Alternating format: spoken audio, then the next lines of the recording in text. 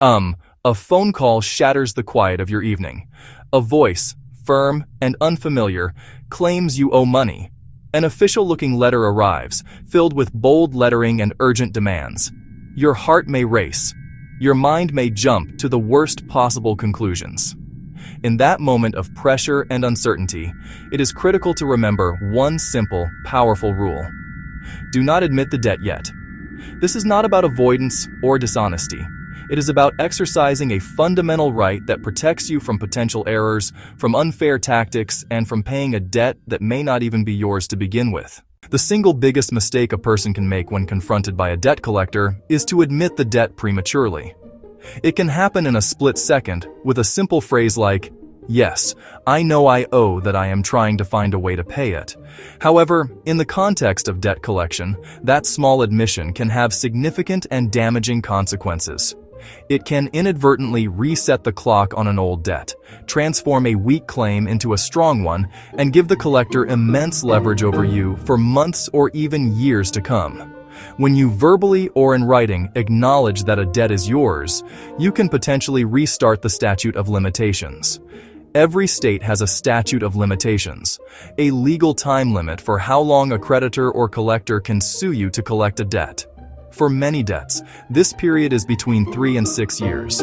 If a debt is older than this time limit, a collector can still ask you to pay it, but they cannot win a lawsuit against you. However, in many states, making a payment or even admitting you owe the debt can be interpreted as reaffirming it. This action can restart the statute of limitations, giving the collector a brand new window to sue you. Many debt collectors, especially those who purchase old debts for pennies on the dollar, have very poor documentation. When you admit you owe it, you fill in the biggest missing piece of their puzzle. Your admission can be used as evidence against you. The right to debt validation is one of the most powerful consumer protections granted by the FDCPA. In plain terms, this right means a debt collector cannot simply demand money from you without being able to prove that you actually owe it. When you request validation, you are formally asking the collector to provide credible evidence linking you to the specific debt. This is not a negotiation yet. It is a fundamental request for the basic facts. Until the collector provides this information, the law requires them to cease all collection efforts, phone calls and letters. A collector must send you a written notice within 5 days of their first contact, stating the amount, the creditor, and that you have 30 days to dispute it. If you do not dispute within 30 days, the collector can assume the debt is valid. Send a formal debt validation letter within that 30-day window to officially invoke your rights and force the collector to pause and prove their case. Validation protects you from mistaken identity, wrong addresses, already settled accounts, discharged debts, or identity theft accounts. It forces the collector to open their file and show their cards. If documentation is weak, they often cannot validate the debt. In many cases, you will never hear from that collector again. If they do validate, you gain information to decide your next steps: paying, negotiating a settlement, or disputing further. It transforms you from a passive target into an active participant. Sending a debt validation letter is straightforward, but timing matters. You must send the letter within 30 days of the collector's first communication. Mark the date of the call or the letter you received. Do not delay. Acting within this time frame forces the collector to halt collection until they validate. Use formal, simple language. Avoid emotional statements. Your goal is a clear, documented legal request. Identify yourself and the debt. Include any account number and state you are requesting validation under the FDCPA. Add, "I do not admit that I owe this or any other debt." That preserves your position. Ask for specifics: the original creditor, the date the debt was incurred, a detailed breakdown of the amount including interest and fees, proof they have authority to collect, and a copy of the original contract. Send via certified mail with return receipt requested. Certified mail gives you tracking, and the green return receipt proves the date they received your request. Keep a copy of your letter, the certified mail receipt, and the return receipt. Store them safely. They are your evidence. These steps build a defensible record and invoke your legal rights. If a collector pressures you on a recorded line, your best response is polite but firm. Please send me validation of this debt in writing. This shifts the conversation from pressure to process. You are back in control. Handle every contact with a measured, documented response, not an admission. Once a collector receives your timely debt validation letter, the law places specific obligations upon them. Their first duty is to cease all collection activities. No more phone calls, no more demand letters, no reporting a disputed debt to credit bureaus until they validate. This pause gives you breathing room. To resume collection, they must mail you verification. At a minimum, validation should identify the original creditor and demonstrate that the balance is accurate, often with an original creditor statement and an itemized breakdown. A simple printout with your name and an amount is not sufficient. They must also prove the legal right to collect, a clear chain of ownership showing they are the current, rightful owner. This might include a bill of sale or an assignment statement. Without standing, they have no legal basis to demand payment. Strong validation often includes the original agreement. While not always required, requesting it is key to your strategy.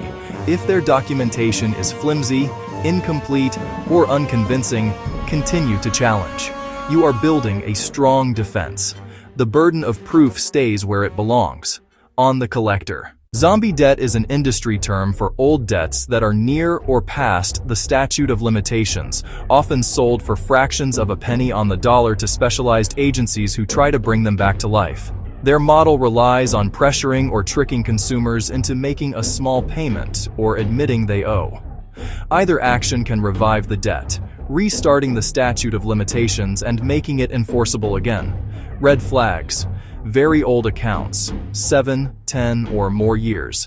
Vague on specifics, especially the original date. Thin documentation. No original paperwork, contracts, or detailed ledgers. Unusually low settlements offered instantly, hoping you accept without validation. Threats of legal action on time-barred debts. Intimidation instead of facts. Send your certified validation letter immediately.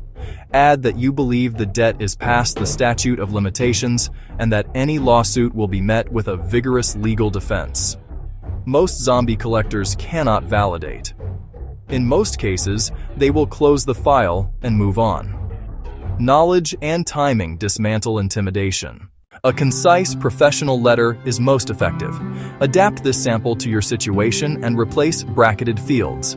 Your full name, your street address, your city, state, zip code, date, debt collector's name, debt collector's address, debt collector's city, state, zip code, RE, account number, insert account number, provided by collector, request for debt validation. Dear Sir or Madam, I am writing in response to your communication, dated date of letter, or your phone call on date of call, regarding the above referenced alleged debt. I am exercising my rights under the Fair Debt Collection Practices Act, FDCPA, 15 U.S.C., paragraph 1619-2 jury. I do not admit that I owe this or any other debt. I request that you provide me with validation of this debt. Please provide 1. Proof you are the current owner and have authority to collect. 2. The name and address of the original creditor. 3. The date the account was opened and the date of last payment. 4. A complete accounting including any interest or fees. 5. A copy of the original signed contract or agreement. Until you provide the requested validation, please cease all collection activities, including phone calls or letters. Please direct all future communications to me in writing at the address above. Sincerely, your signature, your typed name. Keep a copy of the signed letter for your records. Your certified mail receipts and the green card create a powerful paper trail. You have formally placed the burden of proof on the collector, a simple, low-cost document that provides protection and peace of mind. You sent your letter via certified mail. You have the return receipt. Now, you wait. Weeks pass with no response. Or they ignore your request. Or they keep calling. Their silence strengthens your position. Once a timely validation request is received, collection efforts must stop until validation is provided. If they keep contacting you, document every instance. Log the date, time, and the person you spoke with. Keep every letter. Each violation can entitle you to statutory damages. Their illegal behavior becomes your leverage. File complaints with the Consumer Financial Protection Bureau. The CFPB forwards complaints and requires a response. Also file with your state attorney general. If violations persist or they sue without validation, speak with a consumer protection attorney. Many work on contingency. Your letter, your receipts, and your call log become your case. Collectors who ignore the law fail to collect, or end up paying you for damages. Document, report, enforce. Debt collection can feel like a labyrinth designed to confuse and intimidate. But with the FDCPA, you hold the map and the compass. The entire process hinges on proof. A collector's claim is weightless until substantiated by facts and documentation. By demanding this proof, you shift the balance of power. Never forget, do not admit the debt until it is validated. Avoid reviving old, unenforceable debts. Let your first words be a calm request for written proof. Let your first action be sending your certified debt validation letter. This erects a legal shield, forces a pause, and gives you space to plan. From now on, use a clear strategy. Review the notice. Send your request within 30 days via certified mail with return receipt. Keep meticulous copies. This file is your fortress. Make informed decisions only after proof. Demand evidence. The law is on your side, if you exercise your rights.